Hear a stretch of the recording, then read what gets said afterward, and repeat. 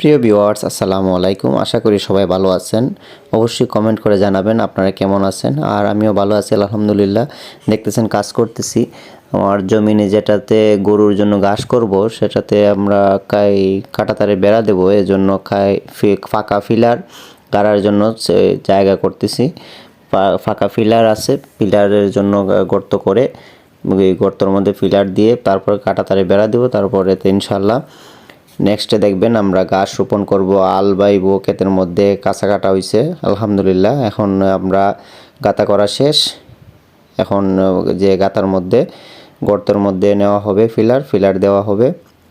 তো আমার কার্যক্রমগুলো কেমন হচ্ছে আপনারা অবশ্যই জানাবেন। আমি ডেইরি খামারের জন্য ঘাসের ব্যবস্থা করতেছি। পর্যাপ্ত ঘাসের পরিমাণ যদি বেশি না হয় তাহলে কিন্তু গরুর জন্য অনেক সমস্যা। সর্বপ্রথম আমি যতটুকু জানি ঘাসের কোনো বিকল্প নেই। আমার সাথে থাকবেন, আর একটু পরামর্শ দিবেন কী ঘাস রোপণ করলে ভালো হয় গরুর জন্য।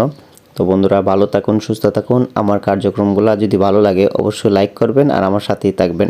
ধন্যবাদ, ভালো থাকুন, আসসালামু আলাইকুম।